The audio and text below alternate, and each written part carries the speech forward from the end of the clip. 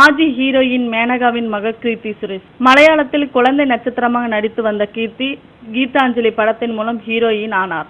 AL Vijay இயக்கிய இது என்ன மாயம் படத்தில் விக்ரம் பிரபு ஜோடியாக நடித்து தமிழுக்கு வந்தார்.